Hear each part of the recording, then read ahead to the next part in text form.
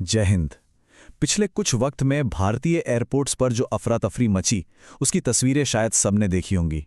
Indigo की हजारों flights cancel हुईं और लोग घंटों तक एयरपोर्ट पर फंसे रहे।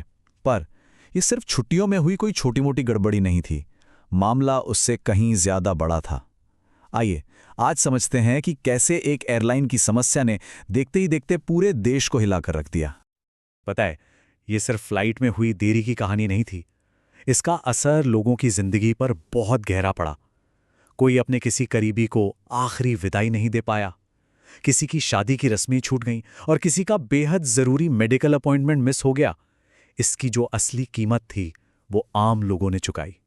तो सवाल यही उठता है कि आखिर अचानक ऐसा हुआ क्या कि देश की सबसे बड़ी एयरलाइन इस तरह से घुटनों पर आ गई। इस पूरी गड़बड़ी के पीछे की असली वजह क्या थी? चलिए आज परत दर परत इसकी पड़ताल करते हैं। तो देखिए, आज हम क्या क्या समझने वाले हैं। सबसे पहले एयरपोर्ट पर मचे उस हंगामे को देखेंगे। फिर हम उस नए पायलट नियम की तह तक जाएंगे जिसे इस पूरी समस्या की जड़ बताया जा रहा है। हम ये भी समझेंगे कि नियमों में असल में बदला क्या था और इसका सबसे ज्यादा असर इंडिगो पर ही क्यों पड़ा। और आखिर में हम देखेंगे कि कैसे ये पूरा मामला एक बहुत बड़े आर्थिक सवाल की ओर इशारा करता है। क्या भारतीय बाजार पर कुछ ही कंपनियों का कब्जा होता जा रहा है? तो चलिए सबसे पहले ये समझते हैं कि ये जो अव्यवस्था थी ये कितनी बड़ी थी और इसका लोगों पर क्या और कैसा असर पड़ा। देखिए, ये कोई छोटी मोटी गड़बड़ी बिल्कुल नहीं थी। 2000 से भी ज्यादा फ्लाइट्स कैंसिल हुई। जरा सोचकर देखिए, एयरपोर्ट्स पर लोगों का कैसा हुजूम उमड़ पड़ा होगा। और कईयों को तो एयरपोर्ट पहुंचने के बाद पता चला कि उनकी फ्लाइट अब कहीं नहीं जा रही। और इसका असर आप कह सकते हैं एक डोमिनो इफेक्ट जैसा था। एक चीज गिरी और उसके बाद सब गिरता चला गया। लोगों की इंटरनेशनल कनेक्टिंग फ्लाइट छूट गईं, एयरपोर्ट के टर्मिनलों पर खाना खत्म होने लगा और आसपास के होटलों में पैर रखने तक की जगह नहीं बची। ये सिर्फ एक एयरलाइन का संकट नहीं था, यह असल में पूरे इकोसिस्टम का फेलियर था। और इस अफरा तफरी का सीधा फायदा उठाया दूसरी एयरलाइंस में। मजबूरी में फंसे हुए यात्रियों से मनमानी कीमतें वसूली गईं। जो टिकट आमतौर पर 8,000 रुपये का मिलता है वो 80,000 तक में बिका। लोगों को बस किसी तरह घर पहुंचने के लिए अपनी जेबें खाली करनी पड़ी। तो सवाल फिर वही, आखिर ये सब हुआ क्यों? आधिकारिक तौर पर इसकी वजह एक नया नियम बताया गया। चलिए अब जरा इसी नियम को समझते हैं जो इस पूरे संकट की जड़ बना।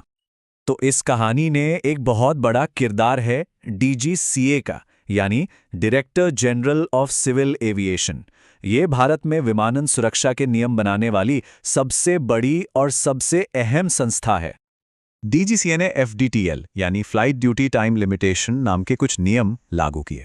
इनका मकसद बिल्कुल सीधा था, पायलटों को जरूरत से ज्यादा काम की थकान से बचाना, क्योंकि एक थका हुआ पायलट हजारों यात्रियों की जान खतरे में डाल सकता है। तो इन नियमों में ऐसा क्या बदल गया जिसने इतना बड़ा संकट खड़ा कर दिया? आइए पुराने और नए नियमों के बीच के फर्क को ठीक से समझते हैं। सबसे पहला और सबसे बड़ा बदलाव था पायलटों के आराम के समय में। पहले उन्हें हफ्ते में 36 घंटे का लगातार आराम मिलता था, जिसे अब बढ़ाकर 48 घंटे यानी कि पूरे 2 दिन कर दिया गया। और बदलाव कितने बड़े थे इसका अंदाजा यहां से लगाइए। रात में लैंडिंग की संख्या जो पहले हफ्ते में 6 तक हो सकती थी, उसे घटाकर सिर्फ 2 कर दिया गया। नाइट ड्यूटी का समय भी 1 घंटा बढ़ा दिया गया और पहली बार उड़ान और ड्यूटी के अधिकतम घंटे भी तय कर दिए गए। इन सब का सीधा सीधा मतलब यह था कि एक पायलट अब पहले के मुकाबले काफी कम उड़ानें भर सकता था। हाँ, ये याद रखना बहुत जरूरी है कि ये बदलाव भले ही परेशानी की वजह बने, लेकिन इन्हें लागू करने के पीछे की नीयत बिल्कुल सही थी। ये यात्रियों और क्रू की सुरक्षा को ध्यान में रखकर ही बनाए गए थे। अब यहाँ एक बहुत दिलचस्प सवाल उठता है, अगर नियम सबके लिए था तो फिर सबसे बड़ी समस्या का सामना सिर्फ इंडिगो को ही क्यों करना पड़ा? वजह है इंडिगो की विशाल बाजार हिस्सेदारी। भारत के घरेलू हवाई सफर में 65% हिस्सा अकेले इंडिगो का है। इसका मतलब बिल्कुल साफ है, अगर इंडिगो को छींक भी आती है तो जुकाम पूरे देश को होता है। सीधे शब्दों में कहें तो जो इंडिगो की सबसे बड़ी ताकत थी, यानी उसका विशाल नेटवर्क, वही उसकी कमजोरी बन गई। जब नए नियमों की वजह से पायलटों की उपलब्धता अचानक कम हो गई तो जाहिर है सबसे बड़ा नेटवर्क चलाने वाली कंपनी पर ही सबसे ज्यादा दबाव आया। चलिए अब इस पूरी घटना से एक कदम पीछे हटते हैं और उस बड़ी तस्वीर को देखते हैं जिसकी तरफ ये संकट इशारा कर रहा है। बाजार में किसी एक या दो कंपनी का दबदबा होना ये सिर्फ एयरलाइन इंडस्ट्री की कहानी नहीं है, टेलीकॉम को देखिए, एयरपोर्ट्स को देखिए, ई कॉमर्स, पेंट्स, सीमेंट, ऐसे कई बड़े सेक्टर्स हैं जहां कुछ ही बड़ी कंपनियों का नियंत्रण है। और इंडिगो का ये संकट इस बात का एक जीता जागता उदाहरण है कि जब बाजार में एकाग्रता यानी कॉन्सेंट्रेशन इतना ज्यादा हो तो जोखिम कितने बढ़ जाते हैं। एक कंपनी की समस्या देखते ही देखते पूरे राष्ट्र की समस्या बन सकती है। ये घटना सीधे सीधे सवाल खड़ा करती है हमारी नियामक संस्थाओं पर, हमारी रेगुलेटरी बॉडीज पर। भारतीय प्रतिस्पर्धा आयोग यानी सीसीआई जैसी संस्थाओं का काम ये है कि वो बाजार में निष्पक्ष कंपटीशन बनाए रखें। तो फिर सवाल ये है कि कुछ कंपनियों का दबदबा इतना कैसे बढ़ गया? देखिए, ये पूरी प्रक्रिया एक चेन रिएक्शन की तरह काम करती है। एक नियम बदलता है, बाजार की सबसे बड़ी कंपनी उसे वक्त पर संभाल नहीं पाती है और इसका असर पूरे सिस्टम पर पड़ता है।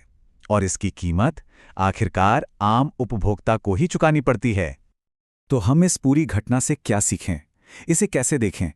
क्या ये सिर्फ एक जरूरी सुरक्षा नियम का साइड इफेक्ट था जिसे झेलना ही था, या फिर ये एक खतरे की घंटी है जो हमें बता रही है कि हमारी अर्थव्यवस्था में कंपटीशन की कमी एक बहुत बड़ी समस्या बन चुकी है?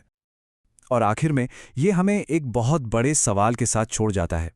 जब कोई एक कंपनी बाजार पर इस कदर हावी हो जाती है तो असली शक्ति किसके हाथ में रहती है? उस कंपनी के, उसे नियंत्रित करने वाली संस्था के, या फिर ग्राहक के?